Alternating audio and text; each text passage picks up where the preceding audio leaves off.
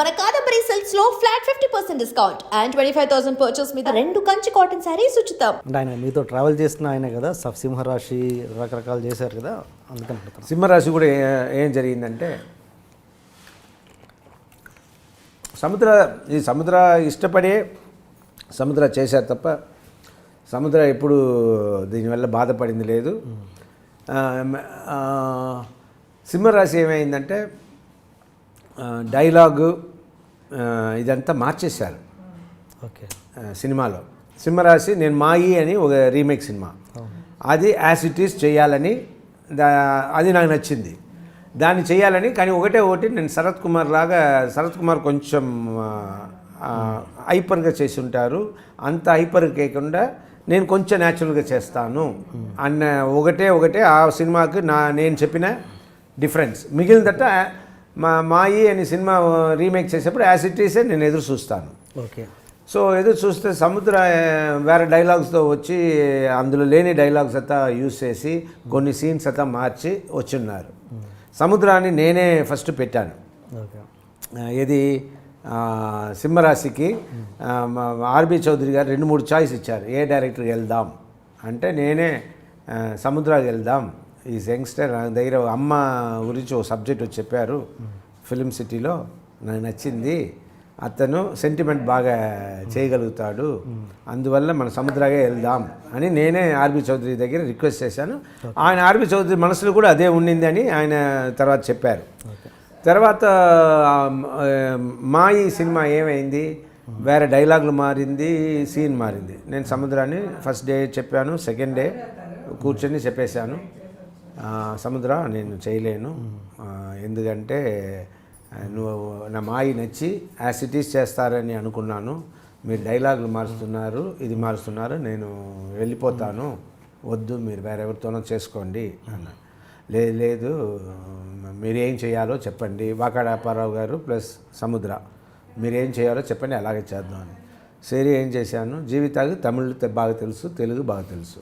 Okay. జీవితాన్ని అక్కడక్కడికే daily రేపేం scene అంటే ఈ సీన్ అంటే సినిమా వేసి, తమిళ సినిమా వేసి నైట్ ఆఫ్టర్ 6 ప్యాకప్ అయిన తర్వాత వచ్చి జీవిత కూర్చుని రేపటి సీన్ ఆ తమిళ్లో ఏమి ఉందో దాన్ని తెలుగులో మార్చి రాయడం.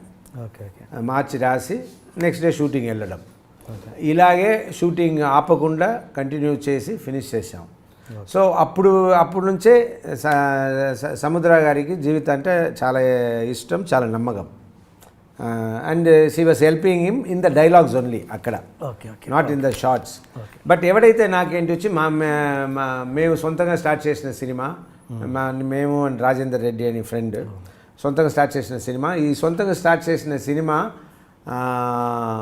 వెంటనే ఆగిపోయి సముద్రానికి రాలేదు, నేను అనుకున్నట్టు రావాలి. నేనే స్టోరీ స్క్రీన్ ప్లే దాంట్లో లైన్ అని ఒక సినిమా అనుకొని దాన్ని మార్పు చేర్పులు పెట్టి ముమైత్ ఖాన్ క్యారెక్టర్తో యాడ్ చేసి తీసుకొచ్చాయి, నేనే చేశాను. డైలాగ్స్ కూడా నేను తమిళ్లో చెప్తాను, కొన్ని తెలుగులో చెప్తాను, అన్నీ పెట్టి జీవిత అండ్ మోగన్, రైటర్ మోగన్ అని ఇద్దరు కూర్చొని రాసి నెక్స్ట్ డే వెళ్ళి సముద్ర వచ్చి బాధపడకూడదు జీవితానే అన్నట్టు కాకుండా సముద్ర యాక్షన్ కట్టి చెప్పించుకుని అన్నీ చేసాము. బిగినింగ్లో 1 వీక్, తర్వాత జీవితాన్ని ఇంకా స్పీడప్ చేయాలని జీవితాన్ని చెప్పి చేసుకున్నాం. గరుడ వేగాలో సినిమాలో ఒక యాక్సిడెంట్ సీన్ చేశారు, బస్సు వస్తుంటే అబ్బాయి క్రాస్ చేస్తుంటే. అవును. అది ఎలా షూట్ చేశారు? అది గ్రాఫిక్స్ అండి. అబ్బాయి వెళ్ళి దూకి పడడం అంటే న్యాచురల్ గ్రాఫిక్స్ అనేది తెలియనంత న్యాచురల్గా చేశారు. చాలా బాగా చేశారంటే అన్నపూర్ణ స్టూడియోస్లో వాళ్ళే గ్రాఫిక్స్ చేశారు, వాళ్ళని మెచ్చుకోవాలి. అండ్ అక్కడ మనం ఆయన పేరు జీవిత మన ఆయన పేరు మర్చిపోయారు. గ్రాఫిక్స్ సినిమాకి సివి రావు. ఇది అన్నపూర్ణ స్టూడియోస్ వాళ్ళ గ్రాఫిక్స్ ఇది. ఓకే. సివి రావు అన్న ఆయన గ్రాఫిక్స్ చేసిన ఆయన వచ్చి ప్రవీణ్కి మంచి ఫ్రెండ్. బాహుబలి తర్వాత Baahubali some portions they have done. ఆ తర్వాత చేసిన సినిమా మన సినిమా నిజంగా నేను కూడా మెచ్చుకున్నాను, చాలా బాగుండింది. చాలా బాగా మిక్స్ చేశారు, చాలా బాగా మ్యాచ్ చేశారు. ఫస్ట్ అబ్బాయి వెళ్ళి దూకడం పడిపోవడం తీశారు. తర్వాత బస్సు వచ్చి కరెక్ట్గా గుద్దినట్టు గ్రాఫిక్స్లో చాలా న్యాచురల్గా చాలా న్యాచురల్ తీశారు. గరుడవేగ హిట్ అయింది కదా, నేను ఏంటంటే ఇది డిఫరెంట్ మూవీ అని మీరు యాక్సెప్ట్ చేశారు, ఓకే. బట్ ప్రతి సినిమా డిఫరెంట్ అనే మీరు చేస్తారు. ఈవెన్ గడ్డం గ్యాంగ్ కూడా డిఫరెంట్ అనే మీరు ఫీల్ అయ్యారు. బట్ అది బోల్తా బట్ నా ఇమేజ్ తగ్గట్టు కాదు, ఇమేజ్ తగ్గట్టు చేయలే అది కాదు. అంటే నా ఇమేజ్ నేను రాంగ్ చాయిస్ చూసింగ్ గెడ్డం గ్యాంగ్. ఓకే, అది నా ఇమేజ్కి సరిపోయే క్యారెక్టర్ కాదు. ఏ ఇమేజ్ అంటే అది కూడా శేషులాగా ఏదో కొత్త వాళ్ళు చేసి ఉంటే మంచి హిట్ అయ్యి ఉండేది. I made a mistake. అవును, ఓకే. అంటే ఇది కూడా అలాగే అనుకుంటారు. అంటే ఇంత ఒక విధంగా నిజంగా ఇది ఒక బీసీ సెంటర్లో జనాలకి చేరుకుంటుందని మీరు ముందు ఎక్స్పెక్ట్ చేశారా? నాకు బీసీలో నేను కొంచెం స్ట్రాంగ్ అని, అండ్ అది వచ్చి బీసీ వాళ్ళు బీసీల ప్రజలు థియేటర్కి వస్తే అర్థం చేసుకునేలా ఉంటుంది అనేది ప్రవీణ్ గారి ఐడియా. సో బీసీలో నేను పుల్లింగ్ ఉంటాను, ఏ సెంటర్స్లో నాకు పుల్లింగ్ లేదు, అది ఉంటే బాగుంటుంది అన్నట్టే ప్రవీణ్ గారు బిగినింగ్ నుంచి చెప్తున్నారు. ఓకే. అండ్ ప్రవీణ్ గారు డైరెక్షన్తో ఆయన ఆపలేదు. Promotion, planning and publicity planning అన్నీ ఆయన బాధ్యత తీసుకుని చేస్తూ ఉన్నారు. సో ప్రొడ్యూసర్గా మాకు బాధ్యతలు ఎంతో తగ్గించారు. ఇప్పుడు మామూలుగా సినిమా హిట్ అయినాక అందరూ చెప్తారు ఇది మేము ఎక్స్పెక్ట్ చేసిందే అది ఇది అని. ఎప్పుడైనా ఏ పాయింట్ ఆఫ్ టైంలో అయినా ఈ సినిమా మీద మీకు ఎప్పుడైనా డౌట్ ఏర్పడ్డదా? ఎప్పుడైనా ఏదో భయం, చిన్న ఇంత పెట్టాం మనం? నాకు ఈ సినిమా చూసినప్పుడు first half super, okay. Second half మీరు సినిమా చూసారా? చూసాను. సెకండ్ హాఫ్ ఆ కంటైనర్ సీన్ ఉంది కదా, కంటైనర్ సీన్లో మా ముగ్గురు ఉంటాం, నేను, అదిత్ అండ్ పూజ. ఆ సీన్ పండితే చాలా సూపర్ సినిమా. ఆ సీన్ పండితే సినిమా హిట్. కిషోర్ అతని పేరు ఏంటండి, main villain Kishore garu, Kishore. And ఆ సీన్ కంటైనర్ సీన్ పండిందంటే సినిమా హిట్. కంటైనర్ సీన్ పండకపోతే ఏమవుతుంది అన్న నాకు భయం ఉండింది. అందరినీ మా వాళ్ళందరినీ అదే అడుగుతూ ఉన్నా, కంటైనర్ సీన్ బాగుందా అని. అందరూ సార్ బాగుంది సార్ అన్నారు. బట్ సరే మగాళ్ళ కంటే లేడీస్ని అడుగుద్దాం అని చాలా లేడీస్కి అందరికీ నచ్చింది. ఎస్పెషలీ రిలీజ్ తర్వాత ఫస్ట్ నేను అడిగింది మా వాళ్ళతో టెక్నీషియన్స్ని అడుగుతూ ఉన్నాను. అది ఒకటే నాకు, అది అయినా కొంచెం ఓవర్గా ఉందా లేదు సరిపోలేదా, ఆ సెంటిమెంట్ కొంచెం తో కలిపి ఉంటుంది, లేదా అక్కడ ఏదైనా బోర్ కొట్టేలా ఉంటుందా అన్నట్టు అనుకున్నాం. కానీ అది ఏమీ లేకుండా కంటైనర్ సీన్ పాస్ అయ్యింది. సో సినిమా హిట్ అయ్యింది అన్నది నాకు అనిపించింది. లేడీస్ చాలా లైక్ చేశారు. అండ్ మగాళ్ళు కూడా నవ్వుకున్నారు.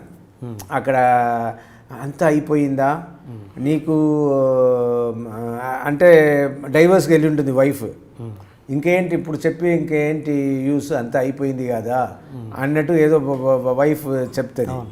చెప్పినప్పుడు అయిపోయిందా దేని గురించి మాట్లాడుతున్నారని వైఫ్ అడిగితే అదే పొడుగు ప్రకాష్ గురించి మాట్లాడుతున్నాను అని నేను చెప్తుంటాను.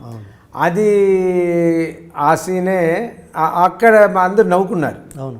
ఈ మగాళ్ళు నవ్వుకున్నారు, ఆడవాళ్ళు ఇన్వాల్వ్ అయ్యారు. ఆ తర్వాత ఆ క్యాన్సర్ ఎపిసోడ్ అదంతా రావడం కొంచెం ఇది అయ్యి భయం అనేది లేదు. కానీ ఎందుకు భయం లేదంటే ఇప్పుడు నేను ఎక్కడ వెళ్ళినా సినిమాకి లేకుండా, ఇప్పుడు ఇన్ని రోజులు నేను ఖాళీగా ఉన్నాను కదా, సినిమా షూటింగ్ 1 year ముందు సెప్టెంబర్లో స్టార్ట్ అయ్యింది. బట్ ఆగస్ట్ వరకు గెడ్డం గ్యాంగ్ నుంచి ఆగస్ట్ వరకు లేదు, లాస్ట్ 10 years తీసుకుంటే ఎక్కడైనా చూసేవాళ్ళు ఏం అడుగుతారు, రాజశేఖర్ గారు మీ సినిమా ఎప్పుడు, వీఆర్ ఆల్ వెయిటింగ్, ఎందుకు గ్యాప్ ఇస్తున్నారు అని ఇలా అడుగుతూ ఉంటారు. అండ్ ఎక్కడ వెళ్ళినా నాకు జనాలు రావడం కలవడం, టీవీలో నా సినిమాలు కంటిన్యూస్గా వస్తుంది కాబట్టి పాత సినిమాలు, సో అది మర్చిపోకుండా ఉన్నారు. ఒకటి అడుగుతున్నారు ఎప్పుడు మీ సినిమా అని. సో వాళ్ళని చూసే ప్రతి నేను ఎప్పుడు జీవితాకు చెప్తుంటా, జీవిత మనకు ఆడియన్స్ ఉన్నారు, అందరూ అడుగుతున్నారు ఎప్పుడు సినిమా అని. మనం వెళ్ళినా కూడా 10 మంది వచ్చేస్తున్నారు. సో అలా ఉన్నప్పుడు మనం మంచి సినిమానే కావాలి జీవిత. మనం మంచి సినిమా రిలీజ్ చేస్తే మనం తప్పకుండా హిట్ కొడతాము అన్నట్టే నేను అనుకున్నా. అందులో నేను కాన్ఫిడెంట్గా ఉన్నాను. ఆ కాన్ఫిడెన్స్ నాకు వచ్చింది ప్రజల వల్లనే. బట్ మీరు అడిగింది 30 కోట్లకి, ఎస్, వై నాట్? ఎందుకంటే మంచి సినిమా చేసి చిన్న చిన్న సినిమాలంతా 30 కోట్ల వరకు కలెక్ట్ చేసింది. పెళ్లి చూపుల, పెళ్లి చూపులు, తర్వాత అర్జున్ రెడ్డి, ఇదంతా మా మంచి సినిమాలు. మంచి సినిమాలు చేస్తే చిన్న బడ్జెట్ అదంతా. చిన్న బడ్జెట్ అయినప్పుడు it collected nearly 30 to 35 crores ఆ సినిమాలు. సో ఆ ధైర్యం ప్లస్ ప్రజలు ఇచ్చిన ధైర్యం ప్లస్ ఈ సినిమాలు ఇలా కలెక్ట్ చేసిన ధైర్యం కలిపి నాకు if we really do a good script we can hit it అన్నట్టే నా నమ్మకం. జయం.